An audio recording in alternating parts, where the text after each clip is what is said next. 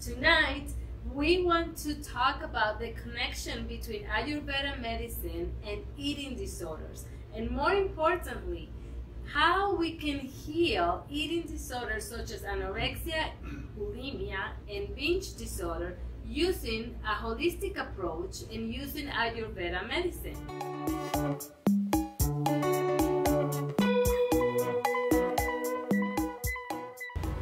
Hello everybody, how are you today?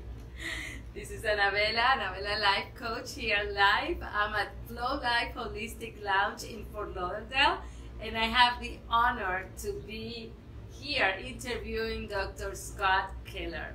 He's a chiropractor, doctor in natural medicine, and Ayurveda specialist. Dr. Keller, thank you. Thank you for being here. It's a pleasure. Thank you. And I would like to start by asking you, what is Ayurveda? Great question. Ayurveda is a system of healing that has been in place for probably the better part of 5,000 to 10,000 years. It's considered to be the oldest form of healing that we have recorded history of. It even predates traditional Chinese medicine. Ayurveda means the knowledge of life. Ayu is life and Veda means knowledge. And it basically utilizes a system of balance among our mentality, our spirituality, and our body in order to keep perfect health. Thank you. So please tell me and tell everybody watching, how can we use Ayurveda medicine to treat eating disorders? It's a great question. And it's, before we go ahead and discuss how that can be implemented, it's important to know a couple of simple terms. In our attempt to balance the energies in our body, we have to understand that we are all dramatically and independently different from one another in the way our bodies work and in the way they function and in the way they reduce inflammation. In Ayurvedic medicine, there are 3 types of body type, mentality type, and spiritual type. They're called Vata, Pitta, and Kapha. And in order to understand where we need to balance and where these disorders come from, it's important to identify those types of energies and what they usually entail when they're either in balance or out of balance. And it's very important that we understand that we are not just one of those body types. We're a combination of all 3. We shift and rotate these energies throughout our lives, but one of the mistakes I hear being made by people is that I'm Vata or I'm Pitta. The 3 types are Vata, Pitta, and Kapha, but you're not. You're Vata, Pitta, Kapha. In Annabella's case, she's Kapha Vata predominantly, with probably the lowest in Pitta. For myself, I'm Pitta Vata. Now, these terms may sound like a little bit of gibberish right now to you, but when we explain what that actually means, it will make more sense to you. The Vata body type traditionally is one body type that is more on the slender side, tall and narrow, and they're characterized by a certain series of mental characteristics. They tend to be a little bit more scatterbrained. They tend to have a lot of creativity. The Vata is thin and gets distracted easily. The next body type is Pitta, which I'm a good example of Pitta. Pitta is not quite as narrow and long and thin. We're a little bit more muscled, a little bit wider. We tend to have a personality type that's more driven, like a type A, and have a great deal of balance and a lot of articulation in the way we communicate. We tend to have red skin because we are governed by heat. The Vata body type is governed by wind. So when Vata is out of balance, they experience too much wind. They need to get drier and warmer. Kapha, which you have a lot of Kapha energy, but we would never say your Kapha. We would say your Kapha appears to be high right now, or your Kapha Vata is a little bit out of balance or in balance. These things are always changing throughout the day. Kapha is the more slow moving, more reliable, long distance, enduring kind of physical energy, and brain operates by remembering almost everything, but the input of data is slower, but remembers everything. Pitta puts in data very quickly and remembers okay. Vata, out of balance, puts in information, gets it quickly, and loses it very quickly. I always say that I'm slow processing information. I take my time. When they say, okay, you have to make a decision quick, it's like, okay, hold on. I need to process the information. Absolutely. With you, we can't do anything too quickly. For me, I want everything done quickly. Pitta has the personality type of everything happening in a very paced way, but very, very efficient and quick. So with these three very general Ayurvedic types, we can now look and review each one as it pertains to certain eating disorders. Before we do that, I wanted to mention that this body typing labeling system tends to parallel what we've created here in the West. Now, this system of Ayurveda is 5,000 to 10,000 years old, and it's the oldest form of healing. And we've had the ancient Vedics from India and the sages from that part of the far eastern part of the world had many, many, many more years to develop the specificity and accuracy of this science as compared to our American or Westernized version.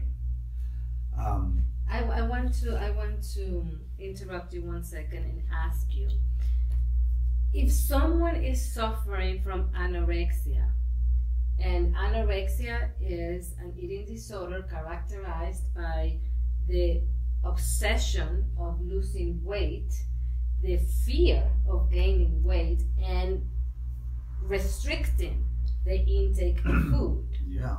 Now, it doesn't, so if I understand correctly with the body types, it wouldn't necessarily be a specific thing that we need to do with somebody who is suffering from anorexia to help them heal with Ayurveda medicine. It will depend on their body type.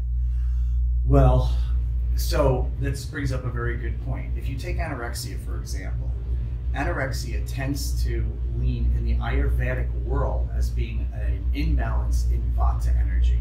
Vata, as we described earlier, is the body type that tends to be a little bit more scatterbrained, a little bit more impulsive, not well grounded, a lot of very fast activity followed by fatigue right afterwards. These are all things that describe what happens to the Vata person when they're out of balance. Now in anorexia, we know Ayurvedically for a very long time that anorexia has to do with a Vata imbalance.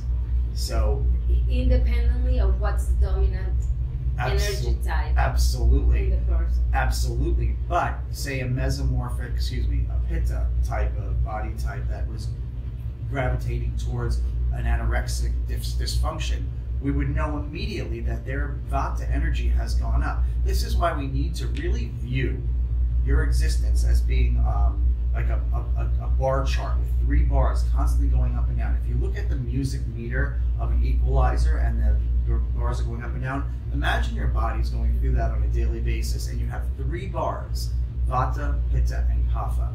And at any moment of the day, for instance, when you wake up in the morning and you feel very slow, our Kapha energy is very high. As the sun goes higher in the sky, our neurological systems start to fire faster, our Pitta energy comes up. That would be like on the little meter where the Pitta goes up and the Kapha is coming down. Kapha is kind of forgotten about in the middle of the day. As Kapha as you are, and in the middle of the day, your Pitta energy is way up. And then as you get to later in the day, the Kapha energy comes back.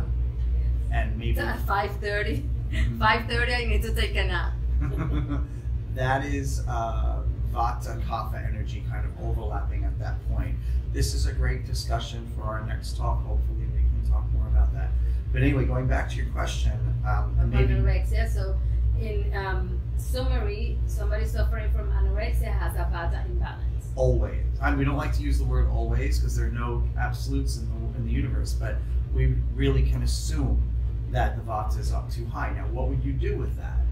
When Vata energy is too high and out of balance, there are things that we can do to bring back balance. Because if you go back to the chart of the 3 bars going up and down.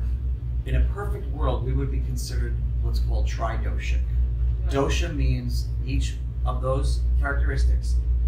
Kapha, Pitta, and Vata are a dosha. It's just a name that says them. Like your name is Annabella. Your dosha is Kapha, Vata. Well, in a perfect world, we'd like to have balance among those three things. But more importantly, disease and inflammation and dysfunction tends to occur when one of those doshas is out of balance. And we know that anorexia is a bit of a sickness, it's a condition, but we know that it's Ayurvedically something that can be characterized by Vata going too high. Now Vata needs to be balanced. How can we balance Vata? Well, first to understand what Vata is. Vata is the middle dosha that is governed by wind. Vata, when out of balance, Vata is the best way to describe it, is that when Vata is out of balance, they feel cold and they don't want to feel cold on the back of their neck. When Vata is out of balance, they get scatterbrained. They don't know which way to go. They do this for a second, then they run to the next thing. That is Vata imbalance. Now, if you stick with just simplistically those two things, what do we do to cure way elevated Vata, which will definitely lead to anorexia for those people who are predisposed towards it?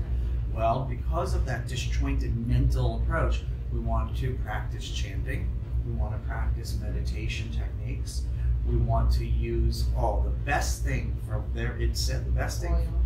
Definitely oil. I read just earlier that something called Lang Lang oil, which is spelled Y-L-A-N-G. Lang Lang oil is very good. But they say the best thing for Vata, and I've seen in my practice, I've been in practice 26 years and dealt with a lot of this, is to have Vata do a journal. And by journaling, they get to get very organized, and it cuts down on the scatterbrained type of energy that leads to them wanting to control their lives. Because as you know, anorexia is an attempt to control. But if you don't have to control your body, and you can do it through a journal and creating chance and organization in your life, which is what Vata imbalance is lacking, it makes so much sense. It's really quite perfect and works very, very well. This is a very advanced form of healing that works great. And Dr. Keller, what about someone who is suffering from bulimia? Bulimia is equally fascinating in my opinion, and I've worked with it quite a bit. Bulimia is when there's a pitta imbalance. Pitta is that middle dosha, a little bit more muscular than the Vata type, a little bit less muscular and fleshy than the Kapha type. It's more like a middle ground. These people are driven. I tend to have a lot of Pitta energy when I'm out of balance. They are hot. They're run by heat. Heat produces imbalance. Now, the interesting thing is Pitta has the best control of digestion, ironically, of all the three doshas. And digestion is best when the body is hot. That's why Pitta has very good digestion. Now, Pitta, looking to equally control their body when out of balance, will utilize their supreme digestive control to rid and control their environment, which obviously is the purging, the refusal of food through control once again. Now, the way to help, which I assume would that be your next question? Yes, go ahead. Okay. I didn't want to jump. I didn't want There's Pitta. There's a perfect example of Pitta. I just kind of assumed, which I shouldn't do. But when Pitta is out of control, the body is too hot. It's trying too hard to control its environment and make sure that everything gets done. And just by the very act of purging, you're controlling what you're allowing in your body. Right. And so to reduce Pitta, in the case of a young person who's got too much I've seen the type a million times. They're playing multiple sports. They're in high honors classes because they are the most achievers, the highest achievers. And the refusal of food is another part of their control of being able to maintain that high level of efficiency. This is the Pitta personality to a T. Yeah. That Pitta energy is too high and is not in balance, needs to be brought down. What do we do to help reduce the Pitta and bring up the other doshas? We use cooling foods. What are cooling foods? Foods like yogurt, Foods like cucumber is excellent. Watermelon? Watermelon is okay. Watermelon is red. So typically in the Pitta diet, because colors are significant, we want to avoid colors that are red, yellow, and orange, such as orange peppers, yellow. Generally, there's a number of exceptions to the rule. As somebody who's read from watermelon occupies the ability in small amounts. This is where you really need to have an Ayurvedic specialist help you with this, because there may be a 3 or 2 or 4 ounce serving of watermelon that could help it. After that, it tends to aggravate. And the only way to do that is to start off with very small experimental amounts. So what other cooling food items we said cucumber? Yogurt. Ghee is considered, because this is an Indian science, the ancients used ghee, which we would extrapolate, I guess, over to use. Butter is okay. Milk products tend to be okay for kapha, for pitta, but not with kapha, because we're going to get to that in a minute. The kapha body type builds up phlegm and congestion very fast. Before we go to that, so to wrap up, because it's very interesting that one of the healing tips for a vata imbalance, and in this case that we're talking about eating disorder, somebody suffering from anorexia, is the oil. So it's more about the physical touch, correct? True, and also both vata and kapha need to have loving touch to know that they are supported and they're loved. But for the pitta body type, in those who are suffering from pitta imbalance, in those suffering from bulimia, we're talking about food items, things that can cool their body. There's more. In their digestive system. There are other suggestions as far as activities, like we mentioned the journaling for vata, we mentioned the meditation and the chanting. For pitta, which needs to slow also along with vata, because those two types are very similar in this regard, and there's a lot of overlap. We have to utilize meditation with pitta. We have to utilize slower vocal tones. We have to utilize movies that are joyous but not too exciting. We have to utilize neutral foods like brown rice, broccoli, maybe fish, and those on the cooling side. We have to avoid conflict. So please listen up. Avoid, stop arguing and fighting with your loved one and then with everybody. And last but not least, those people who eat compulsively or overeat. Where is the imbalance? I would assume after we talked about vata and pitta that it's a kapha imbalance. Is that correct? It's definitely consistently related to kapha. Kapha, as we know, is the third dosha, and it tends to identify people who are a little bit smaller, a tiny bit wider than the pitta or the longer vata, and definitely have a little bit more flesh on their body. These people move slower, more methodically. They're very reliable. Every dosha has wonderful things about it and things that need to be balanced that aren't so wonderful. Kapha's beauty is that they are reliable. They have great endurance. They have tremendous retention for knowledge. They are so the sweetest and least reactive, which I particularly like, because as somebody who suffers from pitta imbalances at times, I love the kapha energy, which brings my kapha up and reduces pitta. And somebody who is dealing with compulsive eating? Compulsive eating is definitely related to kapha imbalance, and what we want to do with kapha is bring more pitta energy into their body, which will naturally reduce the kapha.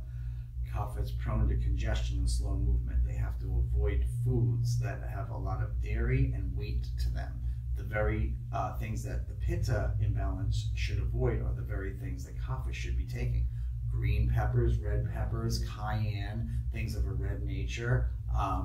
Not red meat, because in the Vedic world, the red meat is almost out for everybody because of their sacred understanding of the energy of the animal, of the cow. But kapha needs to be energized. It's suggested greatly for imbalance of kapha that they do intense exercise. It's suggested, but believe it or not, that brisk walks into light jogs are really are essential for bringing up the pitta energy and reducing the kapha. Now, something just came across my mind.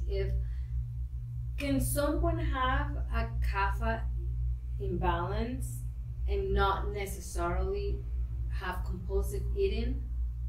Absolutely. Kapha imbalance is seen in a number of ways. In fact, before I started getting involved with eating disorders, I witnessed and helped people with kapha imbalances all the time. A couple of close friends of mine, difficulty getting motivated, afternoon sluggishness, which is very hard for the pitta person to understand because we don't experience it.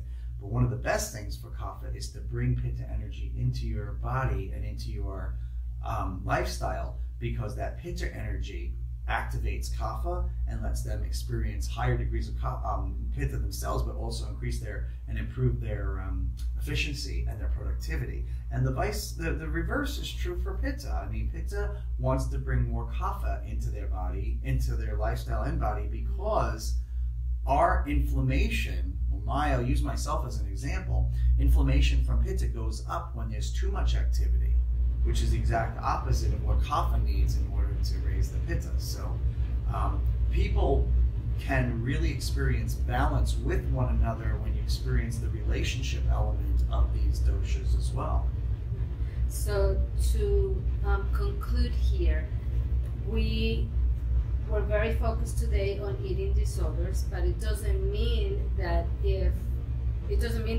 you or someone you love doesn't have an imbalance in their doshas, right? They can experiment other type of illnesses. Well, this brings up something I wanted to ask you. I mean, being that you are an eating disorder specialist, what common threads do you see that are consistent among the three types of eating disorders that we've discussed today? There must be some consistencies. Absolutely. I'd love to know that. Yes, the common denominator is low self-esteem. And they suffer from anxiety and depression. It's also very common within these three different types of eating disorders. So the root, I would say, that it's common through all the eating disorders, not only anorexia, bulimia, and binge disorder, is low self-esteem. And what do you do with those people that helps to raise their self-esteem and limit the amount of depression they're going through? Correct. My approach is holistic in nature. Therefore, I help them connect with their true self. There is a disconnection, and they are living from their false self, their ego, and they believe that that's their identity. So I help them connect with really who they are. They are not who they pretend to be, or were told to be, or the role that they are fulfilling. And when they find a connection with their heart and their soul and their divine plan, their self-esteem is immediately strengthened. Because right now, when they are suffering from depression, let's say, they are connected to their false self. So that is a way. We do it through exercises. We do it through meditation. We do it by connecting with their inner child and tapping into those past traumas that are really preventing them from connecting with their true self and living the life that they truly deserve. Well, I have to tell you that the people that we've worked on together have had nothing but great things to say about the productivity they've experienced by working with you. And I want to say thank you. Likewise. And thank you. Sure, thank you. So, Dr. Keller, if somebody wants to contact you, where can they reach you? On Monday, Wednesdays, and Fridays, we're seeing patients here at Flow Life, which is where we are right now. Beautiful Flow Life Crystal Lounge here in Fort Lauderdale. You can You can reach us online at info@flowlifenyc.com. You can call, my direct office number is 631-375-8702, and you can give them that number right The there. office number is 754-206-2122. And we are here in Flow Life Holistic Lounge. Please do not hesitate to pass by. If you are here in South Florida, it is amazing. I've never seen anything like this before. And the amount of crystals and beautiful merchandise that they also hold here, and vitamins, because you also have your own line of vitamins. I do. I have a number of vitamins. I would love to be able to pan the camera around the store. It's interesting. And my research has revealed that crystals are being utilized for eating disorders pretty effectively. And one of the things that's really interesting working here, I worked in New York City for 26 years, and having been here just as of the last few months, working around all this crystal energy, I'm seeing miraculous results. These crystals are unique here at Flow Life. The women, Tammy and Maria, who own this store, have each and every crystal comes from a very pure source, which is something that we can't say about the way modern crystals are being cultivated in this country. They're coming from very impure sources. They're being shaded deliberately to look like something they're not. I think we can make that would be a very interesting subject to talk about for our next video. We can talk about crystals and how crystals can help us heal, That would be not great. only from eating disorders, but any other type of illness. And remember, if you want to contact me, please visit my website, www.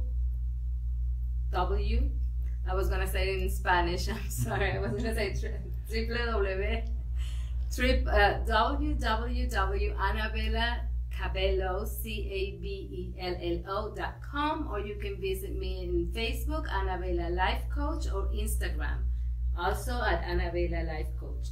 Thank you so much for watching, and we'll see you next week. Thank you. Thank you so much, Dr. Keller. Bye.